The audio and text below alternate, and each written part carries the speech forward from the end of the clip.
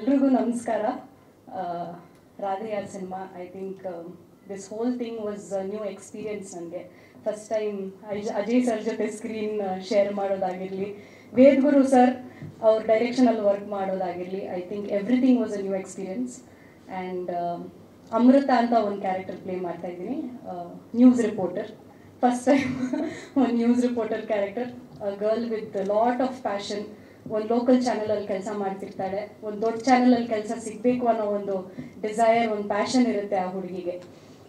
And ಆ ಜರ್ನಿಯಲ್ಲಿ she meets ರಾಧೆಯ. ಸೊ ಅಲ್ಲಿಂದ ನಂದೊಂದು ಟ್ರ್ಯಾಕ್ ಸ್ಟಾರ್ಟ್ ಆಗುತ್ತೆ. ಅದು ನಂದು ಏನಿದ್ರೆ ಅದು ಲವ್ ಟ್ರ್ಯಾಕ್ ಅಷ್ಟೇ. ಆ್ಯಂಡ್ ಐ ಥಿಂಕ್ ತುಂಬ ಸಪೋರ್ಟ್ ಮಾಡಿದ್ದಾರೆ ನನಗೆ Ajay sir. Also is been a wonderful support and a wonderful co star. ನನಗೆ ಆ್ಯಕ್ಚುಲಿ ಸ್ಟಾರ್ಟಿಂಗಲ್ಲಿ ಈ ಸಿನಿಮಾ ಸೈನ್ ಮಾಡೋದು ಮುಂಚೆ ಅಜಯ್ ಸರ್ ನಾನು ನಿಮಗೂ ಹೇಳಿರಲಿಲ್ಲ, ಇದು lot of people I don't no it's difficult, is a little strict ಅಂತೆಲ್ಲ ಹೇಳಿದರು ಸರ್ ನನಗೆ. ಬಟ್ ಅವ್ರ ಜೊತೆ ವರ್ಕ್ ಮಾಡಿದ ಮೇಲೆ ಗೊತ್ತಾಯಿತು ಈಸ್ ಅ ವಂಡರ್ಫುಲ್ ಪರ್ಸನ್. ನಾವು ಆ್ಯಕ್ಚುಲಿ ಶೂಟಿಂಗ್ ಆದಮೇಲೆ ಸೈಡಲ್ಲಿ ಕೂತ್ಕೊಂಡು ಏನಾದರೂ ಮಾತಾಡ್ಕೊಂಡಿರ್ತಿದ್ವಿ ಅಬೌಟ್ ಮಾರ್ಕೆಟಿಂಗ್ ಅವ್ರ ಸಿನಿಮಾ, ಅದೇ ಮಾತಾಡ್ಕೊಂಡಿರ್ತಿದ್ವಿ. So sir, thank you so much for the support. And Vedaguru sir ಬಗ್ಗೆ ಮಾತಾಡಲೇಬೇಕು. Seriously it is not a joke. ಒಂದು ಡೈರೆಕ್ಷನ್ ಆ್ಯಂಡ್ ಪ್ರೊಡಕ್ಷನ್ ಎರಡೂ ಹ್ಯಾಂಡಲ್ ಮಾಡೋದು. ಐ ಥಿಂಕ್ ಅವರು ಮೇನ್ ಎಲ್ಲಿ ಅವ್ರ ವೈಫ್ ಎಲ್ಲಿದ್ದಾರೆ, she also is to be on set. ಪಾಪ ಅವರು ಅಲ್ಲೇ ಇದ್ದು ಎಲ್ಲ ನೋಡ್ಕೋತಿದ್ರು. It is definitely not easy. ತುಂಬ ಅಪ್ಸ್ ಆ್ಯಂಡ್ ಡೌನ್ಸ್ನ ನೋಡಿದ್ದಾರೆ ಅವರು ಈ ಥ್ರೂ ಔಟ್ ಈ ಶೂಟಿಂಗಲ್ಲಿ. ಬಟ್ ಈ still made it a point to come till here. So ಇದು ಒಂದು kick start off our promotions ಅಂತಲೇ ಹೇಳ್ಬೋದು. ಇಲ್ಲಿಂದ ನಮ್ಮ ಸಾಂಗ್ಸ್ ರಿಲೀಸ್ ಆಗ್ತಿದೆ, ಟ್ರೇಲರ್ ಇದೆ, there is a lot to happen. So ನಿಮ್ಮ ಸಪೋರ್ಟ್, ನಿಮ್ಮ ಆಶೀರ್ವಾದ ನಮ್ಮ ಇಡೀ ತಂಡದ ಮೇಲೆ ಇರಲಿ ಅಂತ ಕೇಳ್ಕೊತೀನಿ. Thank you. ಏನು ಸರ್? ರಿಪೋರ್ಟ್ ಆಗಿ ಸ್ಟಿಂಗ್ ಆಪರೇಷನ್ ಏನೋ ಮಾಡ್ತೀರಾ ರಿಪೋರ್ಟ್ ಆಗಿ ಅಂತ? ಹಾಂ ಸರ್, ಸ್ವಲ್ಪ ಹೌದು. ದೆರ್ ಇಸ್ ಆ ಥರ ಎಲ್ಲ ಏನಿಲ್ಲ, ಜಸ್ಟ್ ಅ ನಾರ್ಮಲ್ ರಿಪೋರ್ಟರ್. ಈ ಸಿನಿಮಾ ರಿಪೋರ್ಟರ್ ಅಲ್ಲ ನಾನು, ಈ ಕ್ರೈಮ್ ರಿಪೋರ್ಟರ್ ಆಗಿರ್ತೇನೆ ಅಷ್ಟೇ ಸರ್. ಅದು ಸಿಗುತ್ತೆ ಸರ್, ಲವ್ ಆದಮೇಲೆ you still make some time ಅಂತಾರೆ, ಗೊತ್ತಾ? ಅಷ್ಟೇ. Thank you. ಏನು sir? Come to us. True sir, ಹೌದು.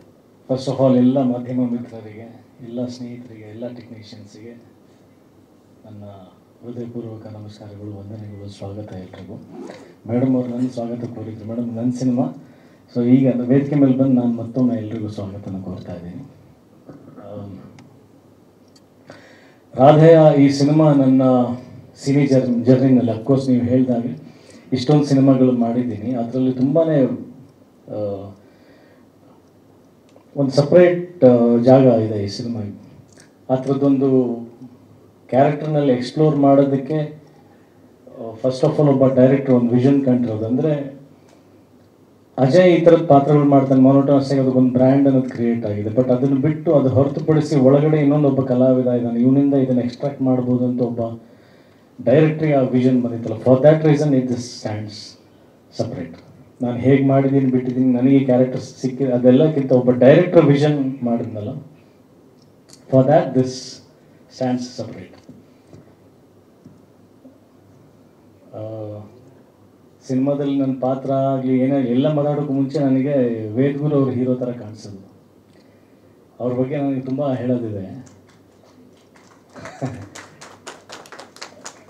ಐ ಥಿಂಕ್ ಅದ್ರ ಬಗ್ಗೆ ಹಿಸ್ಟ್ರಿ ಹೇಳ್ತೀನಿ, ನೀವು ಬೇಡ ಅಂದರೂ ನಾನು ಹೇಳ್ತೀನಿ, ತೊಂದರೆ ಇಲ್ಲ. ಅದು ಗೊತ್ತಾಗಬೇಕು. ಏನಂದರೆ ರಾಧೆ ಅಂತಂದರೆ ಕರ್ಣ ಸ್ಯಾಕ್ರಿಫೈಸ್ ಮಾಡುವಂಥ ಕ್ಯಾರೆಕ್ಟರ್. ಒಬ್ಬ ನಿರ್ದೇಶಕ ಇಲ್ಲಿವರೆಗೂ ಬಂದು ತಾನು ಸಿನಿಮಾ ಪ್ರೊಡ್ಯೂಸ್ ಮಾಡ್ತಾನೆ, ತಾನು ಪ್ರೊಡ್ಯೂಸ್ ಮಾಡಬೇಕಾದಂಥ ಒಂದು ಪರಿಸ್ಥಿತಿ ಬರುತ್ತೆ ಅಂತಂದರೆ there will be lot of sacrifices behind that. ಅದನ್ನು ಹೇಳಬೇಕು, why he is a hero ಅಂತ. ಅಂದರೆ ನಾನೇನು ಹೇಳ್ತೇನೆ ಅಂದರೆ, ಇವ್ರಿಗೆ ಒಂದು ನಂಬಿಕೆ ಅನ್ನೋದು ಬರುತ್ತಲ್ಲ ಟೆಕ್ನಿಷಿಯನ್, ಈ ಥರದೊಂದು ಕಲಾವಿದ ಒಂದು ಸಾಫ್ಟ್ ನೇಚರ್ಡ್ ಆಗಿ ಕಾಣಿಸುವಂಥದ್ದು ಆನ್ ಸ್ಕ್ರೀನಲ್ಲಿ. ಕೃಷ್ಣ ಅನ್ನೋ ಒಂದು ಬ್ರ್ಯಾಂಡ್ ಇಟ್ಕೊಂಡು ರೊಮ್ಯಾಂಟಿಕ್ ಲವ್ ಸ್ಟೋರೀಸ್ ಪಾತ್ರ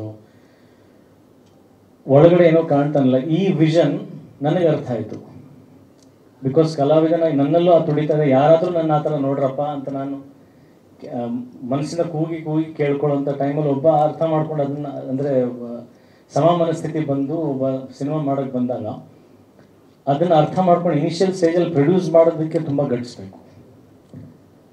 ನಾನು ಪ್ರೊಡ್ಯೂಸರ್ಸ್ದು ಒನ್ ಸೆಕೆಂಡ್ ತಪ್ಪಂತ ಹೇಳ್ತಲ್ಲ. ಈಗ ಯುದ್ಧಕಾಂಡ ಮಾಡಬೇಕಾದ್ರೂ ನನಗೆ ಅದೇ ಎಕ್ಸ್ಪೀರಿಯನ್ಸ್ ಆಯಿತು. ಸೊ ಸೇಮ್ ಎಕ್ಸ್ಪೀರಿಯನ್ಸ್ ನಾನು ಇವರಲ್ಲೂ, ಅಂದರೆ ನಾನು ಪ್ರೊಡ್ಯೂಸರ್ ಆಗಿದ್ದು ಲೇಟ್ ಒನ್, ಬಟ್ ನನಗೂ ಮುಂಚೆ ಇವರು ಪ್ರೊಡ್ಯೂಸರ್ ಆದವರು. ಆ್ಯಕ್ಚುಲಿ ಒಂದು ರೀತಿಯಿಂದ ಇನ್ಸ್ಪಿರೇಷನ್ ಕೂಡ ನಾನು ಯುದ್ಧಕಾಂಡ ಮಾಡೋದಕ್ಕೆ. ಬಿಕಾಸ್ ಯಾರು ನಂಬಿಕೆ ಇಡ್ತಾ ಇಲ್ಲ, ಯಾಕಂದರೆ ಎಲ್ರದ್ದು ಹಾರ್ಡ್ ಆ್ಯಂಡ್ ಮನಿ ಇರುತ್ತೆ, ಎಲ್ಲರೂ ದುಡ್ದಿರ್ತಾರೆ, ಎಲ್ಲರೂ ಸಿನಿಮಾಗೆ ಹಾಕ್ತಾ ಇದ್ದಾರೆ ಅಂದರೆ ರಿಕವರಿಗೆ ಒಂದು ಗ್ಯಾರಂಟಿ ಅನ್ನೋದು ಇರಬೇಕು. Cinema is gambling, kind of gambling. ಹೋದರೆ ಕಂಪ್ಲೀಟ್ಲಿ ಹೊರಟೋಗುತ್ತೆ, ಬಂದರೆ ತುಂಬ ಬರುತ್ತೆ. ಆ ಥರದ್ದೊಂದು ಕ್ಷೇತ್ರ ಇದು. ನಂಬಿಕೆ ಬಹಳ ಇಂಪಾರ್ಟೆಂಟ್ ಆಗುತ್ತೆ. ಅಲ್ಲಿ ನಿರ್ಮಾಪಕ ಯಾರು ದುಡ್ಡು ಹಾಕೋಕ್ಕೆ ಹೂಡಿಕೆ ಮಾಡೋದಕ್ಕೆ ನಂಬಿಕೆ ಇಲ್ಲದೆ ಇದ್ದಾಗ ನಮ್ಮ ಹಠ, ನಮ್ಮ ಛಲ ಬಿಡಲ್ವಲ್ಲ ನಾವು. ಈ ಸಿನಿಮಾ ನಾವು ಸ್ಕ್ರೀನ್ ಮೇಲೆ ತಂದು ತೋರಿಸ್ತೀವಿ, ಜನ ಎಷ್ಟು ಇಷ್ಟಪಡ್ತಾರೋ ಬಿಡ್ತಾರೋ ಸೆಕೆಂಡ್, ಬಟ್ ಫಸ್ಟ್ ನನ್ನಲ್ಲಿ ಒಂದು ಗಟ್ಸ್ ಇತ್ತಲ್ಲ, this has to come on screen. ಇದೊಂದು ಸಿನಿಮಾ ಆಗಬೇಕು, ನನ್ನ ಬರವಣಿಗೆಯಲ್ಲಿರ್ತಕ್ಕಂಥ ಕಥೆ ಪರದೆ ಮೇಲೆ ಬರಬೇಕು. ಯಾರು ನೋಡ್ತಾರೆ ಬಿಡ್ತಾರೆ second, but first I should enjoy that film making, that should come on screen. That passion, that itself makes one technician A hero. First actually ಒಂದು ದಂಡಯಾತ್ರೆ ಅಂತ ಒಂದು ಸಿನಿಮಾ ಸ್ಟಾರ್ಟ್ ಮಾಡಿದ್ವಿ ನಾವು 2015-16 ಆವತ್ತು. ಅದು ಕೂಡ ತುಂಬಾ ಗಟ್ಸ್ ಇರೋಂಥ ಒಂದು ಕ್ಯಾರೆಕ್ಟ್ರು. ಅದು ತುಂಬ ಅದ್ಭುತವಂತ ಕಥೆ, ಅದ್ಭುತವಂತ character, very stylish, very heroic, lot of shades ಇರೋಂಥ ಒಂದು ಕಥೆ ತೊಗೊಂಡು ಬಂದರು. ಆ್ಯಕ್ಚುಲಿ ಅವತ್ತು ಆ ಕಥೆ ಕೇಳಿದಾಗ ನಾನು ಇವ್ರಿಗೆ ಫ್ಯಾನ್ ಆಗಿದ್ದು.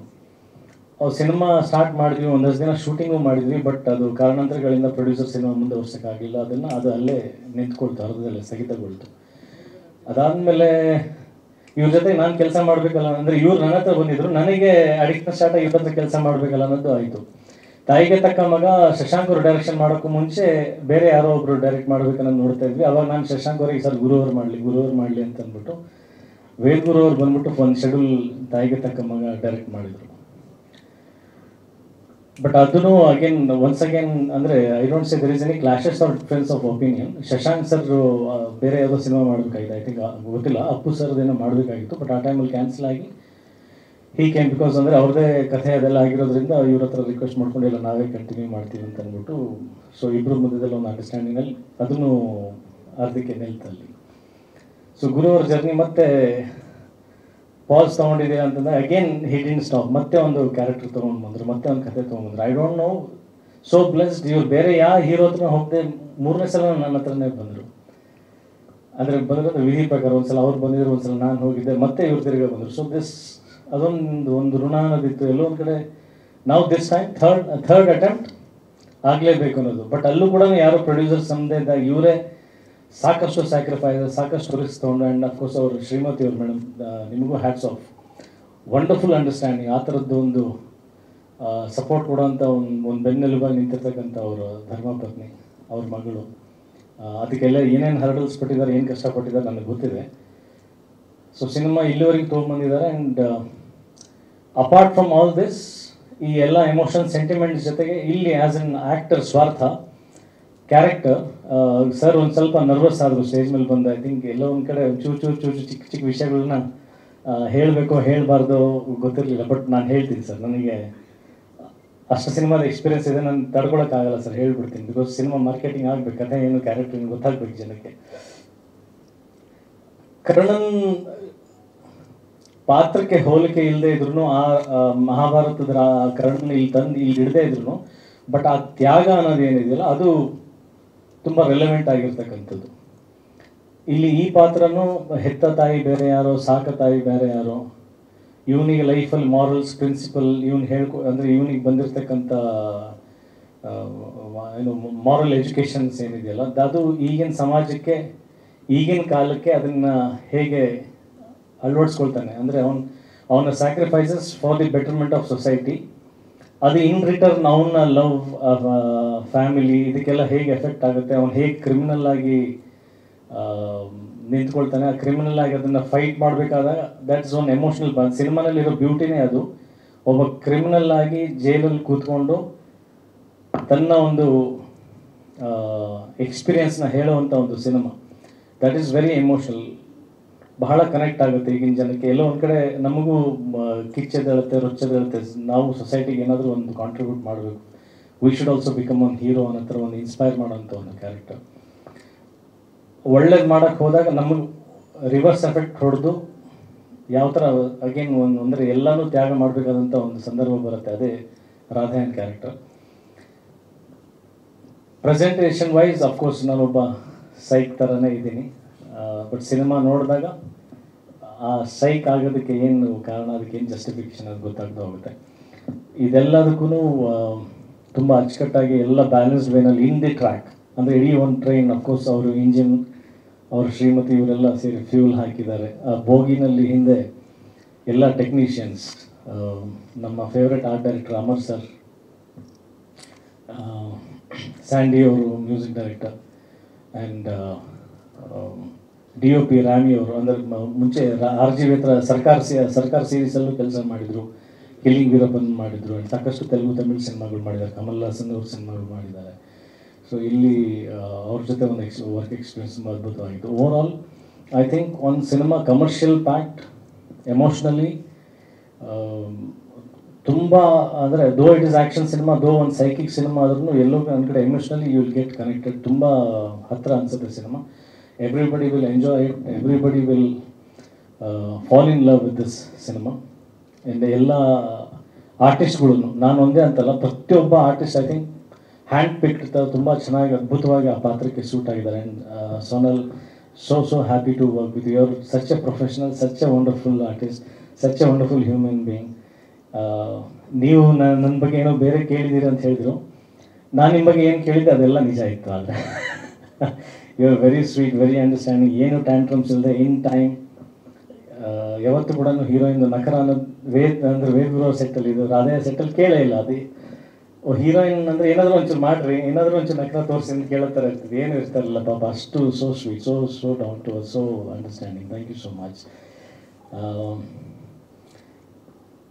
ಇನ್ ಶಾರ್ಟ್, ರಾಧೆಯ ತುಂಬ ಒಳ್ಳೆಯದಾಗಲಿ, ಅದರಲ್ಲೂ ವೇದ್ಗುರು ಅವ್ರಿಗೆ ತುಂಬ ಒಳ್ಳೆಯದಾಗಲಿ, ಅವರಿಗೆ ಸಾಕಷ್ಟು ದುಡ್ಡು ಈ ಸಿನಿಮಾ ಮುಖಾಂತರ ಹರಿದು ಬರಲಿ.